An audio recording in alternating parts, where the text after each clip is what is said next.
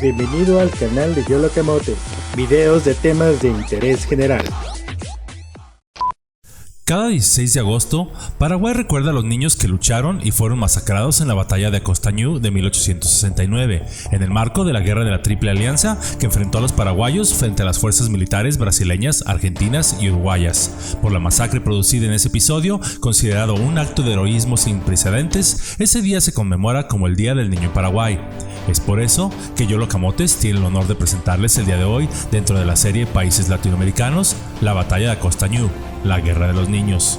El 16 de agosto se produjo una de las batallas más sangrientas en la historia de la Guerra de la Triple Alianza, que fue llevada a cabo por Argentina, Uruguay y Brasil, los tres instigados discretamente por el Imperio Británico contra Paraguay, y que se alzaba como potencia económica del sur, siendo un obstáculo económico para ciertos productos que los británicos deseaban dominar. El emperador Pedro II de Brasil dirigió directamente las operaciones bélicas. En ese inolvidable día de la masacre, delega el mando al entonces Conde Dieu, el cual la historia puede juzgar de sádico, asesino y criminal, ya que en su afán de ganar la guerra cometió actos de genocidio sin precedentes hasta ese entonces. Personaje emigrado de Francia, fue quien en nombre de la civilización y supuestamente contra la barbarie llevó a cabo la más cruel y sangrienta matanza de niños en Paraguay.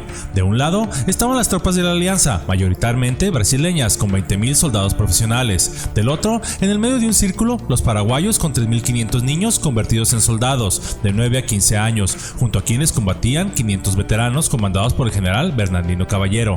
La batalla fue librada el día 16 de agosto de 1869 y fue necesaria para proteger la retirada de las tropas del mariscal Francisco Solano López hacia el Cerro Cora, luego de la derrota sufrida por sus tropas en el combate de Pirebuy. La batalla comenzó por la mañana en un campo abierto cubierto de malezas. Los paraguayos quedaron atrapados en un círculo de fuego mientras sufrían el ataque brasileño por los cuatro lados. Por el norte, la caballería de Hipólito Ribeiro; por el este, las fuerzas del general Cámara; por el sur, los veteranos del general Recín; y finalmente por el oeste atropellaban las fuerzas comandadas por el yerno del emperador, Luis Felipe Gastão de Orleans, Conde Dieu.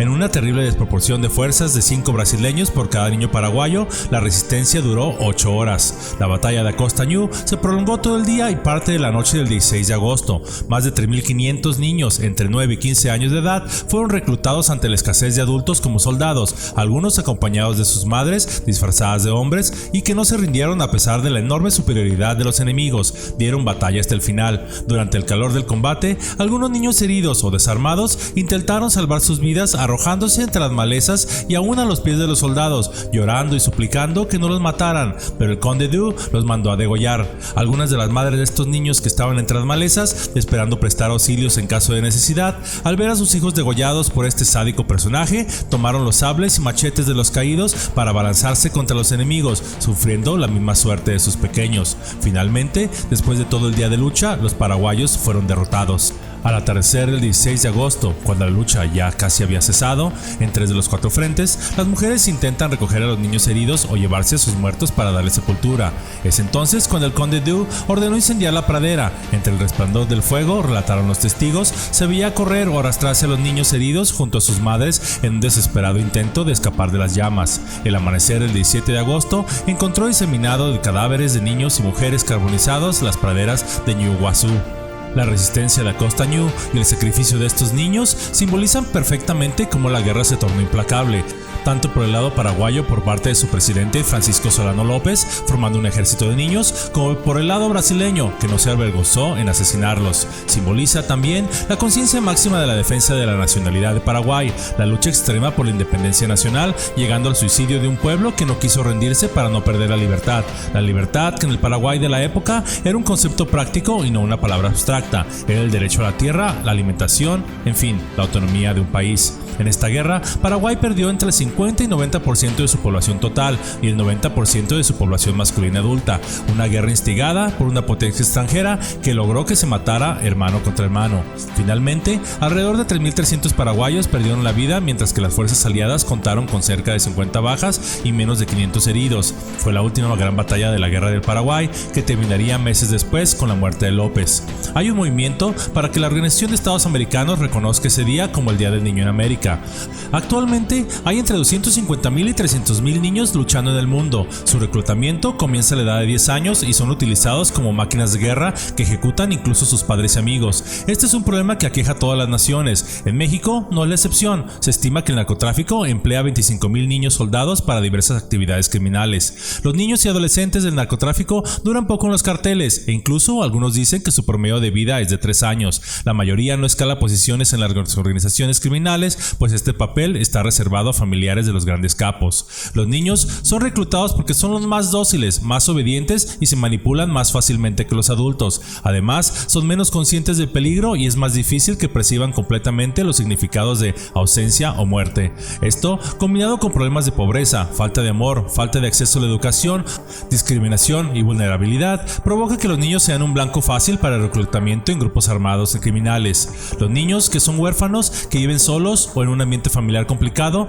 lo ven como una solución a sus problemas y participar en un grupo armado parece más seguro que hacer frente a sus dificultades. Además, la venganza, la identidad en una comunidad y la ideología también pueden tener influencia. La mayoría de esos niños crecen con valores de corto plazo, como el dinero, poder, drogas, sexo y mucha violencia. Los grupos armados a menudo intentan reclutar a los niños porque cuestan menos. Las inversiones necesarias para reclutar, entrenar y preparar a los niños para los conflictos son más baratas que la de los adultos. Hace menos de 20 años seguía siendo legal en el derecho internacional reclutar a niños de solo 15 años y enviarlos al combate. En la década de los 90 del siglo pasado, los gobiernos reconocieron que esa edad era demasiado baja y empezaron a negociar un nuevo criterio internacional. En el año 2000, las naciones del mundo adoptaron un tratado internacional que establece la edad de 18 años para cualquier participación directa en las hostilidades, para cualquier reclutamiento o conscripción forzosa y para cualquier captación de reclutas por parte de grupos armados no estatales. Permite a los ejércitos estatales alistar a voluntarios a partir de los 16 años, pero solo para ocupar puestos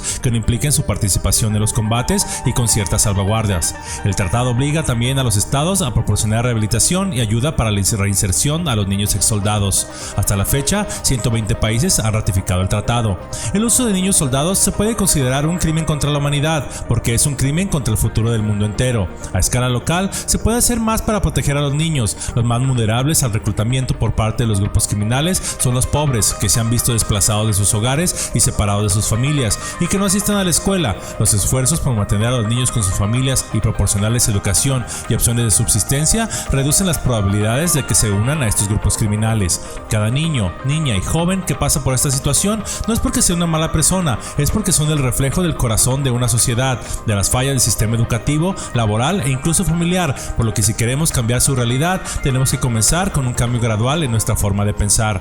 Los niños son nuestro futuro, por lo tanto, su cuidado y protección es un tema que nos involucra a todos. Los países deben dejar a un lado sus intereses económicos y políticos para facilitar y ayudar a fomentar el respeto de los derechos que amparan a los menores. Actualmente, decimos que estamos en la época del progreso, pero ¿acaso permitir esta situación es una muestra de lo avanzado que somos? Parece ser que nos centramos más en el bienestar personal y desarrollo material aparente que en el crecimiento de la propia persona. ¿Seremos capaces de defender a la generación del futuro o vamos a seguir ignorando esta situación? La importancia de ser padres no solo debe ser un deseo material de tener un hijo, alguien que lleve nuestro apellido, pero debe ser un genuino deseo de transformar a la sociedad. Los padres son la guía de los hijos, pero los hijos también tienen mucho que enseñar a los padres. Ambos se retroalimentan. Nuestras vidas son bendecidas por estos niños que han venido a nosotros. Hoy en día, el mundo se encuentra en una guerra de escala mundial, pero una guerra física, sino una guerra de conciencia, donde el bien y el mal se enfrentan a sí mismos a una escala que jamás antes se había visto. El resultado lo estamos viendo en nuestra sociedad actual, pues este campo de batalla está dentro de nosotros. Los niños son las semillas del bosque del futuro y los padres sus jardineros. Si no los cuidamos, amamos y cercioramos que crezcan fuertes y sanos, tendremos una sociedad que cada vez se marchitará más, con más violencia, más egoísmo, más caos. Seremos un bosque de árboles deformes y marchitos. Pero si por el contrario, sembramos en ellos el amor en sus corazones, los regamos con sabiduría y comprensión, abonamos constantemente con paciencia y cariño, nos darán como resultado un bosque fuerte, sano, frondoso, lleno de frutos que todos podremos degustar, con un clima fresco y una sombra acogedora para aquellos días de un sol caluroso. Así que no solo nos quejemos de lo mal que está la sociedad, seamos jardineros responsables en el cuidado y crecimiento de nuestros niños, que son el bosque de nuestro propio futuro. Si te gustó este video, te invito a que te suscribas y que le des tu pulgar arriba. También te invito a que lo compartas con tus amigos y le des un vistazo a nuestras redes sociales. Así puedo continuar trayéndote más videos como este. Te lo agradezco mucho.